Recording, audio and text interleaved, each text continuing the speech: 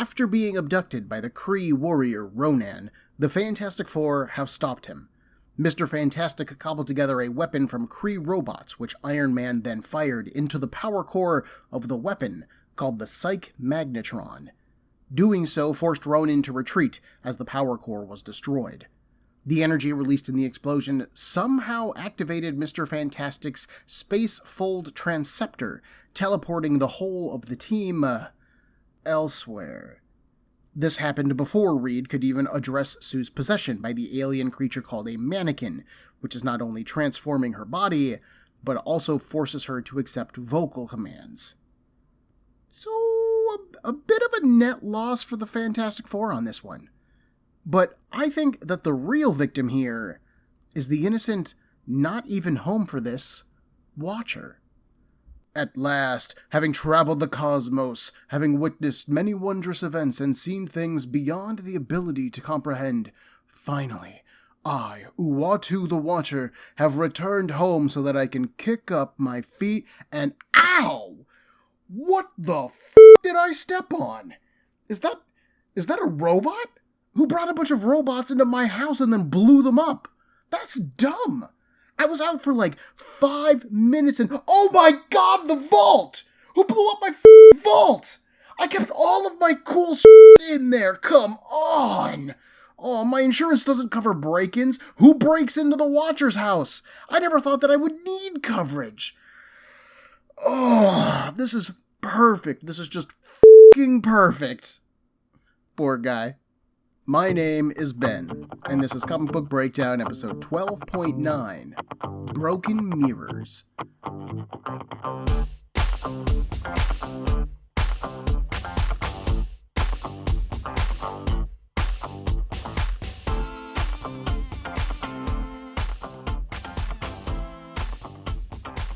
Fantastic Four Volume 3, Issue 16, opens in a magical dimension called Limbo. There, we find a humanoid woman with light blue skin and purple hair. A large, billowing green cape floats around her as she sits upon an ornate stone chair. Red leather or cloth covers her body, with a darker shade of purple armor over it. Twisting ram's horns either decorate her hairband or protrude from her head, I'm not sure which. This woman gazes at a large crystal ball, and 2 ghostly figures float over her shoulder. The first is a human female, her face hidden behind a metal mask, and her body wrapped in cloth. The second figure is a young man with a long face and even longer hair, like 2 feet of hair rising into the sky above him. These 3 are the sorceress Margali Zardos, the seer Destiny, and the young man called Legion. Claremont's narration tells us that these 3 have a karmic debt to be paid. In order to pay that debt, they are humanity's unsung defenders, with a capital D. They will never be cheered, celebrated, or even acknowledged for their good work. But we should all be grateful that they stand between us and threats unknown. So this is a super weird story element right off the bat. Margali, Destiny, and Legion are all characters from, surprise surprise, the X-Men books. Margali Zardos was Nightcrawler's foster mother and is a sorceress of some might. She has long tried to become Sorceress Supreme and stand atop the magical pile of magical awesomeness in the Marvel Universe, but she also fails to do so on the reg. I have no idea why she is light blue with purple hair, because that is very different from her normal form. I don't know how she's in limbo and undetected by its ruler, who is either Belasco or Magic, depending on which point in time this is, and I don't know what she's doing defending Earth from the shadows. Margali is all about herself, either in saving her own butt from the trouble that she's gotten herself in, or in gaining more power. Typically, while gaining more power, she gets herself into trouble that she then must save her own butt from.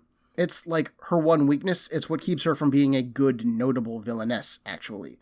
She is really not a defend the Earth type of woman. Legion and Destiny, however, are another matter. Destiny, or Irene Adler, is a mutant with the gift of foresight. She can see the future. Doing so cost her her normal sight, though, so she's blind. Irene is the partner of X-Men villainess Mystique, both in work and in the bedroom, nudge nudge wink wink, and was a member of the Brotherhood of Evil Mutants. She's also dead, and she has been dead for a number of years, so there's that to consider. Legion, or David Haller, is the son of Gabriel Haller and Charles Xavier, better known as Professor X of the X-Men. Legion is a Psi of the highest order, able to travel through time and space and alter reality with but a thought. However, he is also dead. I think that Claremont is maybe implying that Margali has captured or allied with the souls of Destiny and Legion. But again, why? Those two have had vaguely altruistic goals before, sure, we could call them that, so they are much more aligned with defending the Earth from the shadows, but Margali is not. She's honestly kind of a bit... No swearing! So not only is this a strange collection of characters who have never met or worked together before, ever, but there is also no context for what brought them together here. This isn't something that was hinted at in a previous issue, it wasn't established in an X-Men related book and then brought here because Claremont couldn't finish the story. There's nothing. We got nothing. Like the Bacchae and the Golden Sword Gang, this comes out of nowhere. This is all brand new shenanigans. Margali watches the Fantastic Four arrive, well, wherever it is that they're going, and tells Destiny that she was right. Margali claims to have set the heroes upon the fields of battle, although Destiny's visions had nothing to say about the outcome of that battle. They're just going to have to hope for the best. The Fantastic Four, meanwhile, stand upon the moon and stare back at the Earth, which is surrounded by a torus. A torus, T-O-R-U-S, is a man-made ring in geosynchronous orbit attached to the planet by man-made pylons that run along the equator. It is a pretty dope shot, and proves that Reed's transceptor has moved them through time, but not through space. They stand in the exact same spot that they were in, just in another time. Real quickly, it is important to note that Sue has transformed further. We have been told that the mannequin will consume Sue's body one cell at a time, replacing her cells with its own. Plus, when damaged, the mannequin speeds up that process, healing Sue but covering her in chitinous material. Last that we saw, Sue's eyes were all black and her mouth had shrank. But here, her blonde hair is completely gone, replaced by an insect-like shell. 4 spikes of the same material rise from her shoulders, and her face has also changed some more. Her eyes are farther apart, her nose has shrank in, and her mouth is still small. I bring this up not for story reasons, but because it is inconsistent artwork with where we last saw Sue. The team then asks Reed if they can use the transceptor to just fold them back home, and he says that they cannot. The transceptor needs precise targets to fold to, so without some kind of coordinate for the 616 timeline, they may never fold home. So now, they are lost in the multiverse. The Fantastic Four then take stock of their total situation, recapping how they got to where they are, which I already did, so way to be behind the curve. The team confirms that Sue can talk for herself, which goes against Claremont's established rules for how the mannequin works, but he's also the only one breaking a rule that he wrote, so... They also discovered the finished version of the statue that Alicia Masters was working on in Fantastic Four issue 15, which includes the Thing, Mr. Fantastic, the Human Torch, and Doctor Doom. Remember, this statue is of the fallen members of the Fantastic Four, so that's kinda weird. Upon a plaque on the memorial, they confirm that Sue is eventually cured, because they saw her looking pretty human in their little vision, plus they confirm that she marries Doom at some point. Sue doesn't want to believe that is impossible, but Ben isn't really worried about it. The Fantastic Four have seen tons of possible futures, so who is to say that this one is the actual future? Plus, now that they know about it, Ben reasons that they may be able to change it, like Scrooge in A Christmas Carol. Besides that, they have to get home before any of that stuff can happen to begin with. And hey, look at this! Iron Man must have gotten caught up in the fold too, because he's flying into the scene. Hey, that's great. What about, hey, Iron Man, we're over here. And then Iron Man opens fire on them. The Invisible Woman immediately strikes back, frustrated basically by everything that's been going on. But as Iron Man recovers from the strike, the Scarlet Witch glides into the fray. Her hex powers activate, causing a moonquake. Not an earthquake, but a moonquake. The Fantastic Four start to pull together as Giant Man shows up. But, like the Scarlet Witch, his skin is blue. As the Thing fights Giant Man, he finally notices this little detail, but then he gets interrupted by a flying shield. The purple and white shield ricochets back to the hand of a green, purple, and white Captain America ripoff.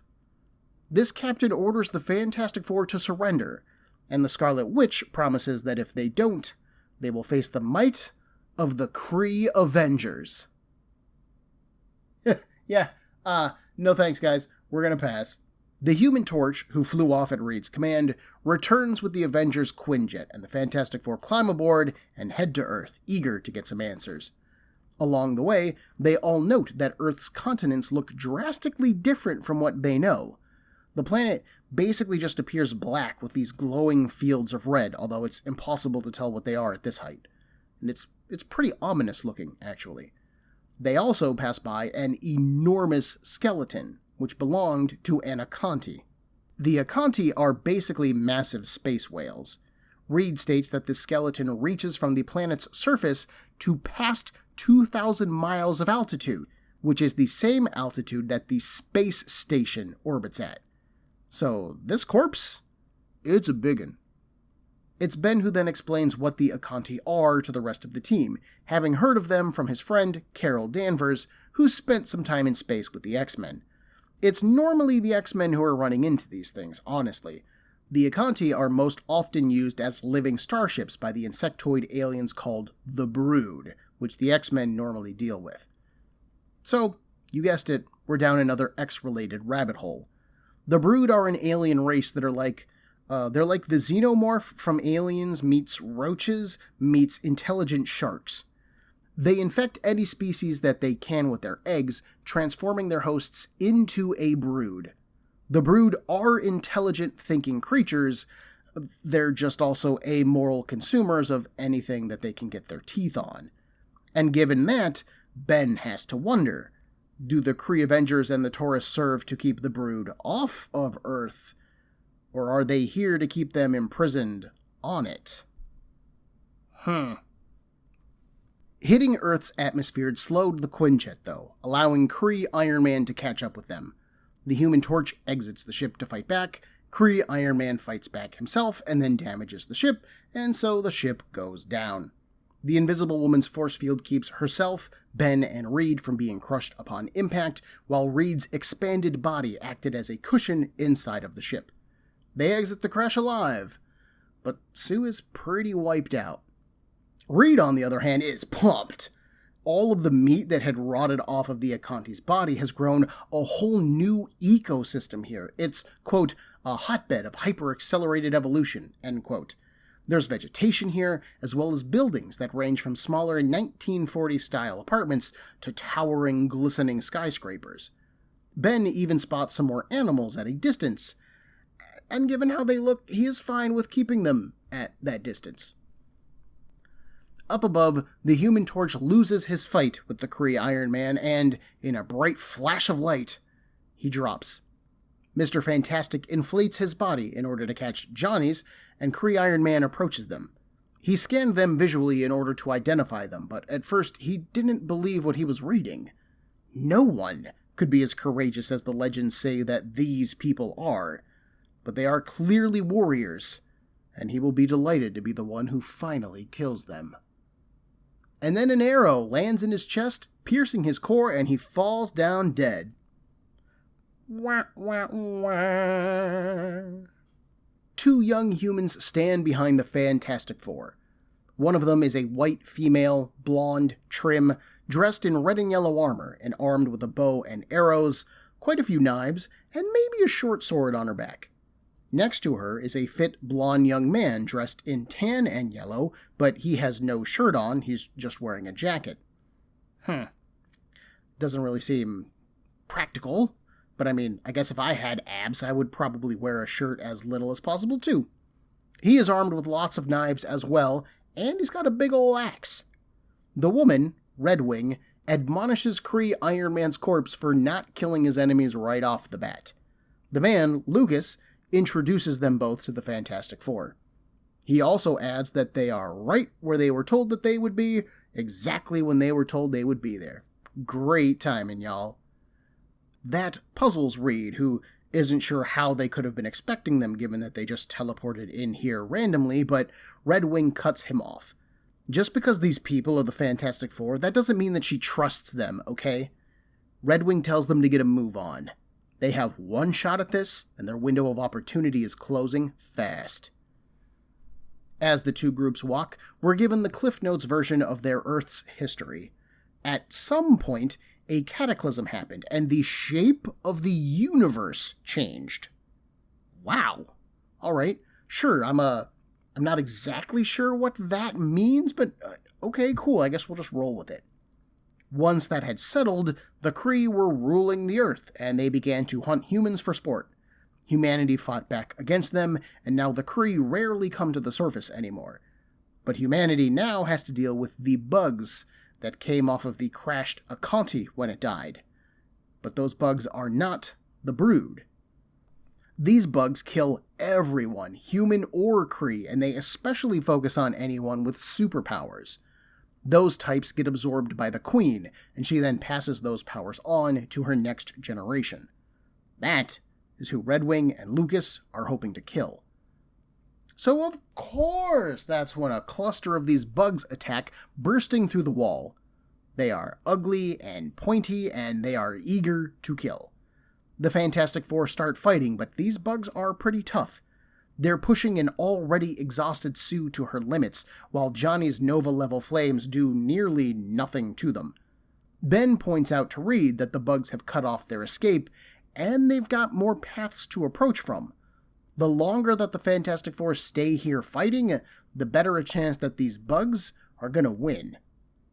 Reed agrees. He has been using his suit system to scan the area, and there are a lot of bugs headed towards them. Meanwhile, Redwing and Lucas seem to have moved on, using the Fantastic Four as a distraction. Reed tagged the pair before they left, so he can pick up their signals, which are 50 levels below them. So punch that floor, Ben! We're going down! The Fantastic Four drop down right onto the Queen. Wow! Finding her was a lot easier than I thought it would be. But yeah, sure, let's fight. And the Queen swats the thing aside with no problems whatsoever. The Human Torch's flames do nothing against her, while they discover that her claws can cut even Reed's elastic body. Not even Terrax's cosmically powered axe could do that a couple issues ago. Sue's force field is doing pretty good, but more bugs drop in, drawing her attention away from the Queen. This clears the way for Redwing and Lucas, though. Despite all that the Fantastic Four have seen, they are amazed to watch these two go to work. The pair practically dance through their battle, complementing each other perfectly, and they take no damage. The only blows that are struck are against the Queen, and the humans win this fight. Everyone escapes the building, it explodes, and respect has been earned all around. Redwing says that the Fantastic Four will always be welcomed by her hearth fire, but she's got other hives to explode, and they need to go, so it's goodbye for now. Lucas and Redwing watch as the Fantastic Four confusedly fade away, the Transceptor being activated by remote once more. Back in Limbo, Margali holds up the Transceptor device with a big ol' red button on it. This battle was where the Fantastic Four were needed, but this was not their place. This future needs to remain a possibility, not a fact, for the team. But the Defenders do wish them well, until they meet again. For the first time. Holy God, there is a lot to unpack in this issue. I didn't really do a lot of mid-narrative breakdowns, as Claremont wasn't really doing a lot of clever scene transitions or quiet character moments. This issue is a balls-to-the-wall action issue with fights on the moon, aerial battles, and monstrous bug aliens to kill. We don't have time for careful planning and thoughtful discussions of character work. We've got a hive to blow up, baby! And it's actually a bit refreshing given the stretched-out timing of the battle against Ronin. Like, look at this.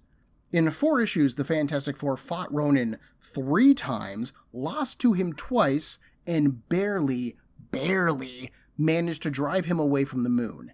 And then here, in one single issue, the Fantastic Four have escaped the Kree Avengers, helped distract Kree Iron Man so that he could be killed, and then helped to destroy a threat to humanity. We met a whole new Earth in this issue, and Claremont just kind of shrugged that off because we had to keep moving. That's kind of amazing, and I just love the sheer ballsiness of this story. Now, you might think that, given how much I crapped upon Claremont's introduction of concepts like Caledonia and her vague backstory, or the Bacchae and the Golden Sword Gang's introduction, or Bounty's introduction only a few issues ago, that I would have a lot of problems with this particular issue. After all, there is just so much that is dumped into our laps, like the concept of Margali and the Defenders, this whole other possible future, how generally uninteresting Redwing and Lucas are, and how, given that they're just humans, they were able to kill the Queen when even the superpowered Fantastic Four could barely harm her at all. But you know what? I don't care. I kinda dig this. Why am I okay with this particular issue brushing past everything that it does? Because in almost any other book other than this singular one, I would be complaining about this kind of story happening. Like, here's the thing. This is an easy issue. Everything happens in the easiest way possible. The Fantastic Four appear at a spot on the moon where the Kree Avengers can get to them immediately, and when the Fantastic Four leave for Earth, they land in the one spot that is within walking distance of Redwing and Lucas, which is also within walking distance of a hive, and then you get the Queen is right there, and she's supposedly really hard to beat, but then she's beaten in like 2 pages. There's no arc here, there's little drama, there's no depth of emotion at all. The Fantastic Four don't grow as people or change. They don't even solve the problem of being lost in the multiverse, nor do they undo Sue's transformation. They're really just passing through here. And I'm still okay with it because it's just fun. It's fast-paced, it's got great action scenes, and no one is written out of character. The Fantastic Four sound, feel, and act like themselves, so while they're honestly just a vehicle that we use to explore this particular Earth, they don't suffer as people because of it. And that's fine with me. This isn't a mind-blowing story, or Claremont reinventing the genre or the industry or something like that. It's just a fun, done-in-one adventure. And that's pretty good. In a book where Claremont has been throwing so much spaghetti against the wall to see what sticks, this particular clump of spaghetti sticks for me, even if it doesn't end up sticking to the narrative in the long run. Some of that acceptance also comes from the fact that this is an alternate timeline. There is only so much that we can explore in a single issue when an entirely new timeline is being introduced, and, to be fair, I think that Claremont has built an interesting world, at least. Using the Akanti as a vehicle of transformation of Earth is pretty clever. Boom, we immediately get a whole new world to play upon. Setting the narrative after a massive cataclysm also cuts it off from established Marvel continuity, so rather than wondering why we don't see characters like Wolverine or Spider-Man helping out, we accept that they're just probably dead. I like how Claremont did the fake-out with Kree Iron Man 2 at the very beginning of the story when he initially showed up. He basically played Iron Man's arrival exactly the same as when he appeared in issue 15, but this time he twists that story element by having Iron Man be an actual enemy. I really like this. I am less in love with Redwing and Lucas. They have a good dynamic, don't get me wrong. Redwing as the brusque loner who doesn't trust anyone, while Lucas is the good-natured, fun-loving guy, is a great contrast. It would be easy to tell stories about these two. There isn't a lot of contrast in their physical designs, though. Both of them are trim, fit humans, both of them are white, both of them are blonde. Other than their costume colors and weaponry choices, nothing about these two stands out at all. Even their names, Redwing and Lucas, aren't terribly noteworthy. Sidebar, the only potentially noteworthy thing about them is that Redwing is the name of the Falcon's partner, which is, an actual Falcon. And then Lucas is the actual surname of the superhero Luke Cage, whose real name is Carl Lucas. Given that the Fantastic Four and the rest of Earth's heroes are legends and myths in this world, it is possible that human society has taken to naming children after figures in that history. I don't think that these new characters have any kind of connection to the old ones, but it is a possible explanation for why their names are what they are. I do want to point out some smart work that Claremont does with them, though. I like that the two of them use the Fantastic Four as bait for the Bugs. After all, Redwing outright states that she doesn't trust these strangers, and, as far as she's concerned, they're only here for this one mission. If they die while on it, well, that's not a problem for her. If she and Lucas died, though, that would obviously be a problem, so, hey, let's sacrifice the new guys. This is smart writing for a character who only has 8 panels in the entire issue.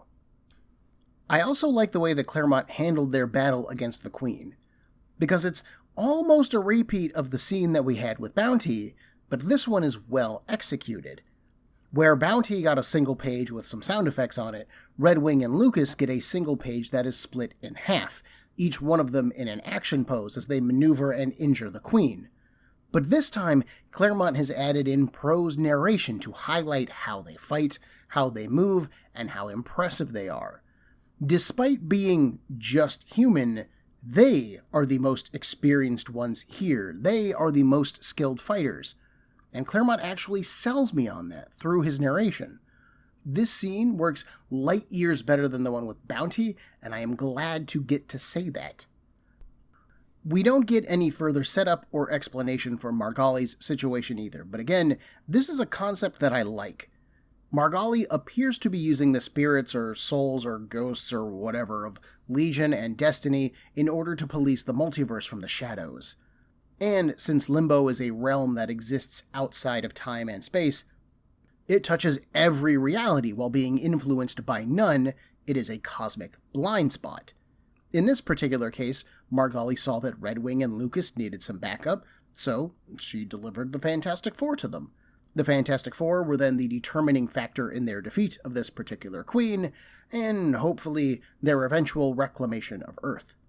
I think that this is an interesting counterpoint to the existence of a character like Roma, who exists in order to safeguard the multiverse from destruction, but she generally doesn't try to shape what existence looks like inside of each universe.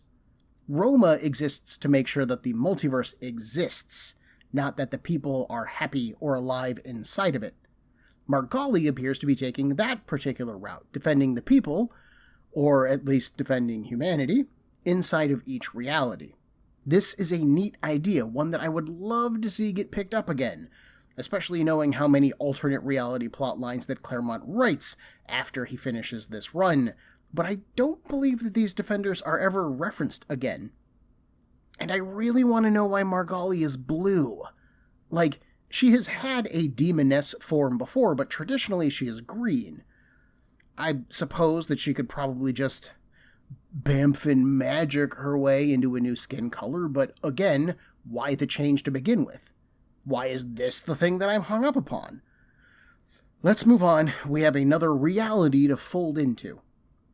Issue 17 opens with the same creative team, Claremont, Larroca, Thibert, and Liquid, and we watch as a cherry-red, high-tech vehicle just tears through the streets of Shadow City. This baby is rocket-powered and armed to the teeth. We've got gun barrels protruding out of the front of it. It is hot, baby. Rising high into the crowded skyline are dozens of high-tech buildings, tall antennae reaching up into the sky. And plastered on the side of one of those buildings are the faces of the Fantastic Four, with a big ol' wanted text plastered over them. I can practically hear this page. I love it. Claremont's narration tells us that this vehicle is the Night Cruiser, and it's owned by Shadow City's champion, the heroic Lockdown. Lockdown appears to be covered in a metallic orange gold coating. I'm not sure if that's cloth or leather or what it actually is. He also has on a gray tone helmet. Initially, it's just a gray tone helmet, and then later on it becomes a gray tone helmet with like a face portion, and he'll like flip the face up or down, but right now that doesn't exist. That's not a thing yet. It's just another artistic inconsistency that bothers the absolute crap out of me. And he also has on a blue cloak that billows behind him. Aiding him is Rosetta Stone, a woman wearing a blue onesie, deep purple gloves, and a huge matching cloak of the same color. They're out patrolling when a new alert goes out over every screen and signal in the city. There's a new gang of criminals in the city, and Rosetta looks them up. They are called the Tetrad, and they are made up of Grim Ben, Matchstick Johnny, and Richard Reed, and, as she is referred to constantly, Richard's Maul, Stormy Sue, who isn't present at the moment. Lockdown and Rosetta put the night cruiser on auto and jump out, ready to take down those criminals. Lockdown goes for Richard first, as he is the brains, and he uses an ultra-frequency screamer device to scatter Richard's attention. With his attention gone, so too goes his control over his body, and Richard's elastic form goes limp. Matchstick Johnny jumps in next, but Lockdown grabs a fire extinguisher from, like, a pile of fire extinguishers that's just lying around on the side of the road. But he douses Johnny's flames and then knocks him out with a punch. Grim Ben is the last to attack, but Lockdown dodges his dangerous punches. Using carefully aimed strikes, Lockdown hits Ben's nerve clusters, paralyzing him. With one final kick, Ben is knocked out. Right off the bat, Claremont uses this opening to throw us on our butts. The story seems to star this new character, Lockdown, and Claremont puts most of this time to introducing him. But this doesn't work out very well. I like the overall vibe and tone of Shadow City and Claremont's narration. Those bits of writing actually fit really well. But we get no explanation as to why Lockdown is able to do the things that he can do. Is he a highly trained fighter like Daredevil or Batman? Is he a tech guy like Iron Man or Batman? Or does he have some form of like superpowers? He does have these gray shoulder pads on, and they appear to have like a glowing pit area that leaks orangish energy. We are sometimes shown that energy gathering around his fists, but is he like transferring that energy or what? I have no idea. For example, we are told that the Tetrad are new to town, but Lockdown already had a device on him to take down Richard. Or does Lockdown just always carry a screamer on him? And if he does so, then where does he keep it? Because that costume does not have pockets on it. Then he just happens to find a pile of fire extinguishers right when he needs them against a guy who's made out of fire? And he can punch Grim Ben with enough force to actually strike a nerve cluster, but then not break his hand? Fucking how?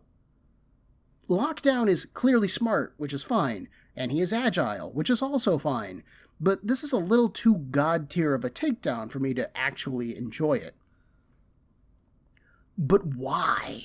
I feel like an argument could be made that this story moves no slower than our last one did. We've got a new world, a new status quo, a new boy and girl team-up. So why did issue 16 sit so well with me, where 17 is currently flopping? Part of it is the flip in focus. Claremont opens with Lockdown in order to introduce him. He's the hero here. But then he doesn't explain how Lockdown does the things that he does, which then makes for a bad introduction. At least Red Wing and Lucas got some pros to talk about their skills, their years of experience. Lockdown gets nothing. The fact that he's fighting the Fantastic Four doesn't help either. Sure, they're the Tetrad here, but we have now spent 16 issues watching the Fantastic Four fight. We, as an audience, know their powers, capabilities, and their adaptability. So seeing one man down them in 3 pages with no answer as to how he can do that is really frustrating. I can gloss over Red Wing and Lucas killing the Queen because that act had no real impact on our story. This confrontation is meant to establish a baseline for Lockdown, so that when he meets our Fantastic Four, we know that he's a threat. but how and why he is so dangerous isn't really explained, so I'm just left wanting.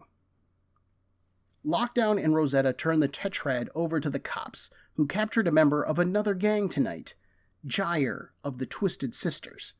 One of the cops tries to act tough and engage in a little police brutality with the Triad, but it is generally ineffective thanks to Richard's elastic body. The cop then decides to up the game. He's going to shoot Richard. Let's see if your elastic body can bounce a bullet off your head. Lockdown stops him, unwilling to let this kind of behavior continue. While Lockdown berates the cop, Rosetta asks Richard if he is okay. And he is just touched by her concern, and so he dashes in for a quick kiss. Rosetta is shocked by this, and she steps back, which then allows Lockdown to step in. He grabs Richard's face and pulls a hairpin out of his mouth. Rosetta didn't notice him getting it off of her in her shock. They get the Tetrad into the transport, and off they go to Bedlam Purgatorium. How Richard both kissed and stole a hairpin with his teeth from Rosetta in the exact same moment, I do not know. In the transport, Reed reveals that he did that kiss in order to distract the guards. He's fine with Lockdown finding the hairpin, because they didn't notice that they did not secure all of his restraints, and he can move 2 of his fingertips. Unfortunately for him, the Tetrad are held by electronic locks, and he cannot pick those. But Gyre's locks are mechanical, so he stretches out his fingers and he picks them. You'd think that this would be an important story element, but no, it's actually not. The transport driver spots a sexy lady in the road whose car has broken down. The 2 men in the driver's seat debate stopping to help her, but one of them decides to enforce the rules. They aren't supposed to stop for anything, and they ain't stopping for her. They do, however, stop because of the invisible wall that she projects into the road right in front of them. That sexy lady is then revealed to be Stormy Sue, who busts the rest of the Tetrad out of the transport. Gyre says that she knows of a safe place nearby, so they follow her lead to Frank's. There, they meet the rest of the Twisted Sisters, who are Coil, Ringlet, and Helix. They also pass by Prince Vegeta from Dragon Ball Z, like, for real. I'll post a pic of the panel on the Breakdown Facebook and Instagram pages so you can see for yourself. Richard proposes that they plan their next move, and Helix agrees. But maybe they should team up. Grim Ben doesn't approve of that idea. That is not what Richard said. But Richard is actually open to it. Then we go inside of his thoughts, revealing that Richard is actually our Reed Richards. He feels torn here, totally at home planning robberies, but knowing down to his soul that this goes against his very nature. If only he could remember. And so he does. We watch the Fantastic Four appear in mid-air inside of some kind of high-tech space. Reed's Compu suit confirms that the Fantastic Four are back in their own reality, the good old 616, but they have landed inside of the negative zone, an alternate dimension. So yeah, they are a huge step closer to home, but they still aren't quite there yet. Sue is confident that Reed will figure this out. She stops near a polished metal wall, seeing her mutated alien form for the first time. She starts to cry, and so Reed hugs her. Ben excuses himself and Johnny so that the married ones can have a moment. Reed and Sue talk, Sue revealing that her change isn't just a physical one. When she looks at the Fantastic Four, sometimes she sees them as prey. More and more, she wants to kill. Reed promises her that he will find a cure, but Sue is skeptical. You mean like you cured Ben? Dude! No swearing! Burn! Sue, you're supposed to be the Invisible Woman, not the Human Torch. No swearing! Reed, however, isn't fazed by that fear. He has failed to cure Ben, but he also hasn't given up trying. And he won't stop with her, either. Elsewhere, Ben and Johnny have found a winding series of tunnels cut through solid rock and they have been exploring them for the past few hours. The room that they arrived in and these tunnels would indicate that someone built this place, but who did? Where are they now? And how would they feel about the Fantastic Four's unexpected arrival there? Ben also notes that these tunnels are clean. There is no dust, no debris, no corrosion, and this indicates that someone regularly cleans these tunnels. Johnny guesses that there is an automated cleaning service given the total length of the tunnels so far. Ben agrees with that idea, and if this place has robot maids, then they might have robot guards. Which, weirdly enough, is right when a robot guard zaps them right in the backs. Excellent job, Robot Guard A. You were right on cue in that scene. Perfect timing. Sue, meanwhile, has been studying the changes wrought to her. Her fingertips have grown into long claws, capable of slicing through even her costume, which is made of unstable molecules. She says that they are so sharp that they can cut electron bonds, allowing her to slash through even metal. She looks at Reed, who has been working on the computers native to this room. He has already mastered them. No problem, man, and connected their CompuSuits to them. Reed is lost in the programs, trying to find a solution for Sue's condition. We then switch over to Reed, who has found that the changes in Sue are due to a cascading genetic virus. In theory, if he can insert Sue's original DNA matrix into the virus, it'll basically continue to rebuild her, but as herself instead of whatever the mannequin is turning her into. At least, in theories, anyways. Reed is a brilliant physicist, but he is not a great geneticist. He's kind of wishing that he could get a consult on this one. While Reed is lost in his focus, Sue leaves to check on Ben and Johnny, who have been gone for hours now. By the time Reed notices that she has left, it's been even longer.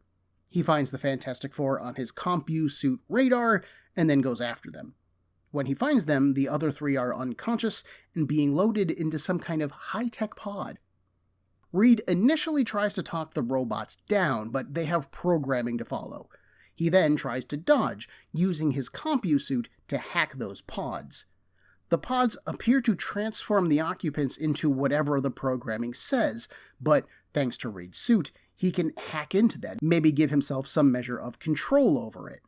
He hacks, programs, dodges, and fights all at once, barely managing to finish as the robots finally take him down. They place his body into a pod, and things go black. This explains how and why Reed is able to recall his identity, where the rest of the Fantastic Four seem totally caught up in their roles. We've also bridged the gap between the last issue and where this one opens up. And the quieter moment is appreciated, as the Fantastic Four have been pretty active since their year started. Fighting Ronin, visiting an alternate Earth, and now they're trapped in the Negative Zone computer prison while Sue was turning into an alien bug warrior woman. They really needed a moment to catch their breath, as did we, and I kinda dig that. Inside of the Matrix, the Tetrad and the Twisted Sisters have gone to Astra Technics, the top research facility in Shadow City. They break into that building and rob the vault, and they will be set up for life. A part of Reed is actually excited by the idea, thrilled at the idea of a heist. But that's not Reed, and he knows it. He needs to figure out a way to get everyone out of this, but he also can't show his hand doing it. If someone put them in here, then someone must be monitoring the program. If Reed acts out of character, then they might notice it and then act against him, blowing his one advantage. So, for now at least, he's a thievin'. The Tetrad get the groups inside, but Richard hangs back to make sure that the coast is clear. The others go on ahead, giving Reed a chance to act. He smacks a guard upside his head, but, oops, I guess I didn't hit you hard enough to knock you out, my bad. The guard then summons help, Lockdown and Rosetta break through the windows, and, with help from Reed, who extinguishes Matchstick again, wow, the level of conveniently placed fire extinguishers in this world is ridiculous, both of the teams are ultimately taken down. Stormy Sue doesn't understand why her Ricky would do this, and Helix doesn't either. But she also doesn't care about why he did it. All she knows is that he's going to pay for it. But for Reed, this was the only way he could think of to save them all. How does getting arrested fit into Reed's plan? Well, we'll find out next issue. Oddly enough, this particular issue doesn't work nearly as well for me as issue 16 did. If you have listened to the string of episodes about the Heroes Reborn books, then you know that I was horrified to find myself enjoying Rob Liefeld's run on Captain America more than James Robinson's run, largely because Liefeld's writing style doesn't sweat the small details. Instead, he focuses on the big, impactful story moments. Like a Michael Bay movie, it is a fun, good time, even if it is downright stupid and nonsensical and none of it works together.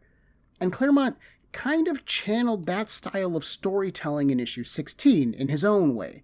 Things just moved too fast for too close of an examination. But here in issue 17, he intentionally slows things down, and while I do think the characters needed that break, I also think that the story suffers a little bit for it. The Fantastic Four themselves are well written. Giving them criminal nicknames is cute, playing off of either their actual names, like Ben Grimm, which is normally spelled with 2 M's, becoming Grim Ben, or Sue Storm Richards becoming Stormy Sue. I love that Johnny is called Matchstick, which is Ben's most common nickname for him, other than maybe Flame Brain. Claremont insists on having people refer to Stormy as Richards' Moll, M-O-L-L, which is slang shorthand for Molly, which is in turn slang shorthand for girlfriend. He tells us that Stormy doesn't care about the nickname as she is totally devoted to Ricky, but it just bothers me because I think it sounds stupid. There is no greater logic here. I just don't like it. Sometimes it really is just that simple. The scene in the computer room didn't work quite as well for me. Claremont establishes that all of the Fantastic Four find Sue's new alien form repellent, especially Johnny, who is used to being handsome, his sister being beautiful, and that just being the way of the world. But now he looks at her and he sees an alien bug monster and it disgusts him. Ben understands, to some degree, what Sue must be feeling, but he also isn't the one that she turns to. Now, Ben does politely get Johnny and himself out of the room so that Reed and Sue can be alone, and that is totally a Ben move. But I also feel like he is the most equipped to help Sue process this. No one on this team knows better what it is like to be transformed against your will than Ben Grimm, and no one has come out the better for it than he. Conversely, Sue's jab at Reed's promise to fix her, given how he has failed to fix Ben for years, is really floop and harsh. It's totally on point, and it has been a sticking point between the two friends before, but I think that Sue is basically just lashing out here. She's upset about, everything, and I think that she wanted someone else to share her pain. And to his credit, Reed doesn't even blink at the insult. He loves Sue, no matter what she looks like, and he is also confident that he can solve this, even if he can't solve it right now. My main problem here is that all of the Fantastic Four have this, like an underlying ability to analyze every facet of each situation that they're in this scene. When Ben and Johnny explore the tunnels, they're noticing the lack of dirt or cobwebs. They're correctly guessing about robot aids. And while both of them are experienced adventurers, they are also navigating by flickering flame light from Johnny's hand, engaged in an emotional conversation about how ugly Sue is now and how much they need to push past their disgust because she's still Sue, a person that they love. They are distracted, and it kind of bothers me that both of them are just so astute here. Sue is the same way, noting that her claws can cut electron bonds and just... What? How do you know that? I can believe that her claws cut metal, that's easily tested and demonstrated, but electron bonds? Does she see on a subatomic level now? She just, waved her hand through the air and she watched the electrons separate? Why would she know that? And why would Claremont establish that? I mean, he's just adding another weapon to Sue's arsenal of, honestly, already pretty powerful force fields. And then he has her get beaten by robot guards 5 minutes later. The Invisible Woman shouldn't be down by flooping robot guards. That's bullsh, man. But the solution behind Reed's autonomy inside of the Matrix now makes some sense, and is pretty established well. I don't care for how this bit of the story was shown to us, but that ties into my critique of Lockdown and Rosetta Stone as well. You see, Claremont opens this issue with the idea that Lockdown and Rosetta are our heroes. They're the protectors of Shadow City. They're stopping criminals. They're against police brutality. These guys are great, if poorly designed. And that's super jarring as a way to introduce a book, but it is also a great way to immediately draw us into this world and what is happening there. But then, just as we're starting to get a feel for them, and then we add in the mystery of who are the Tetrad, Claremont swings the narrative right back to the Fantastic Four.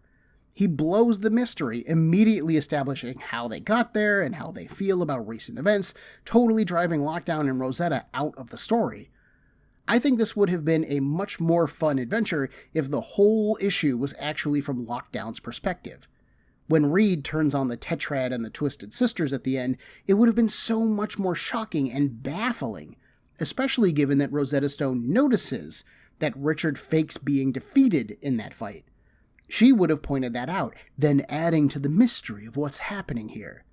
This also would have kept more of the focus on Lockdown's narrative, allowing Claremont to better establish who he is, what he can do, and what motivates him.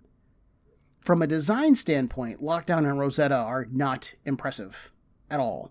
They're very bland, their costumes don't say anything, it's basically just billowing cloaks over a painted bodysuit for the both of them. Like Redwing and Lucas last issue, they are very bland, and to me, they're pretty forgettable. But there is one thing that I like about Lockdown and Rosetta, and that's that I think they're inspired by Batman and Robin. So there are two major things that kind of hint this to me.